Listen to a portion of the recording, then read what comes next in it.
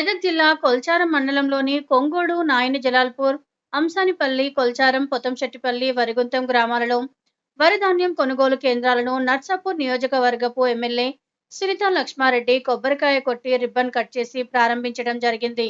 అనంతరం ఆమె మాట్లాడుతూ కొనుగోలు కేంద్రాలను రైతులు సద్వినియోగం చేసుకోవాలని, దళారీ వ్యవస్థ నిర్మూలించి గత ప్రభుత్వం నిర్ణయం తీసుకున్నట్టు అందరికీ తెలిసిందే. దీనికి మద్దతు ధర క్వింటాలుకు 2,389 రూపాయలు రైతులకు ఇవ్వడం జరుగుతుందని, గత యాసంగి పంటకి సన్నవడ్లకి 500 రూపాయలు క్వింటాలుకి ఇస్తామని ప్రభుత్వం ఒప్పుకుంది. కానీ మన మెదక్ జిల్లా వ్యాప్తంగా 32 కోట్లు బోనస్ ఇవ్వలేదని, కేవలం నర్సాపూర్ నియోజకవర్గానికి 8 కోట్ల రూపాయలు సన్నవడ్లకి 500 రూపాయల బోనస్ ప్రభుత్వం ఇవ్వలేదని విమర్శించడం జరిగింది.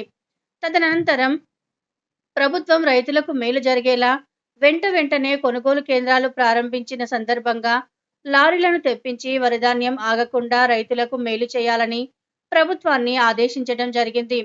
ఈ కార్యక్రమంలో బీఆర్ఎస్ కొల్చారం మండల అధ్యక్షులు రైతులు పాల్గొన్నారు. ఇబ్బంది లేకుండా ఇవ్వాల్సిందిగా కూడా నేను ఈ ప్రభుత్వాన్ని డిమాండ్ చేస్తూ, మళ్ళీ ఇంకొకటి ఏంటంటే ఈరోజు ట్రాన్స్పోర్ట్ ఫెసిలిటీస్ కూడా ఇమీడియట్గా ఏర్పాటు చేయించాలని చెప్పేసి కూడా కోరుతాను. ఎందుకంటే మేము పరిచయం చేస్తే కానీ ఇక్కడ రెండు పంపు, అక్కడ రెండు లారీలు పంపు అని చెప్పేసి అంటే పంపించేటువంటి పరిస్థితి కాకుండా ఎక్కడ ఎంత హీల్డ్ వస్తుంది, ఆ హీల్డ్కి ఎన్ని లారీలు అవసరం ఉంటుంది అనేది ఒక ప్రణాళికంగా తొందరగా పంపించాల్సిందిగా కూడా మేము డిమాండ్ అవుతున్నాం. మన వర్షాకాలం అతి వర్షాల ద్వారా మరి అదేవిధంగా సింగూర్ డ్యాంలో నీళ్ళన్నీ కూడా వదిలేయడం వల్ల చాలా గ్రామాల్లో రైతుల చేతికి వచ్చినటువంటి పంటలన్నీ కూడా మునిగిపోవడం జరిగింది.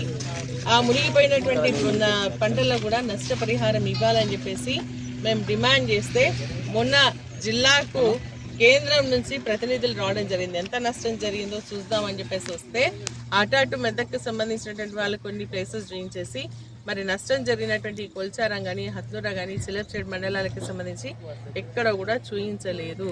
మళ్ళీ బ్రిడ్జ్ ఏవైతే మనకు బ్రిడ్జ్లు ఉన్నాయో, ఈ సింగూర్ డ్యామ్ నుంచి వదిలేనటువంటి నీళ్లు పోతున్నాయో ఆ బ్రిడ్జ్ పైన కనీసం ఒక 2-3 మీటర్ల పైన నుంచి పోవడం జరిగింది. కాబట్టి ఆ చుట్టుపక్కల మొత్తం అంతా కూడా రైతుల పంట నష్టపోయింది.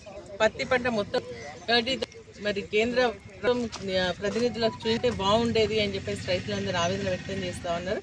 ఏది ఏమైనా కనీసం ఇప్పటికైనా ఆ అధికారులతో పంపించి, అగ్రికల్చర్ ఆఫీసర్స్ని పంపించి ఆ నష్టపరిహారం ఎంత జరిగింది నష్టం అని చెప్పేసి అంతా కూడా డాటా తీసి మరి రాష్ట్ర ప్రభుత్వానికి పంచి వారికి ఇమీడియట్గా ఎకరాకు 25,000 రూపాయల చొప్పున నష్టపరిహారం ప్రతి రైతుకు ప్రతి ఎకరాకి ఇవ్వాల్సిందిగా మేము డిమాండ్ చేస్తా ఉన్నాం. ఈసారి పత్తి కూడా మొత్తం అయింది. ఇప్పుడే వస్తూ బాధపడుతూ రైతులు చెప్పడం జరుగుతుంది. ఎప్పుడు కూడా 10-12 టన్నులకు సంబంధించినటువంటి క్వింటాల పత్తి వచ్చేది ఇప్పుడు కేవలం 2 క్వింటాలకు మాత్రమే వస్తుందని చెప్పేసి అంటా ఉన్నా. కాబట్టి అది కూడా మరి దాన్ని కూడా నష్టపరిహారం అంటే నష్టం జరిగింది కాబట్టి నష్టపరిహారం ఇవ్వాల్సింది కూడా ప్రభుత్వాన్ని డిమాండ్ చేస్తూ ఉన్నాం.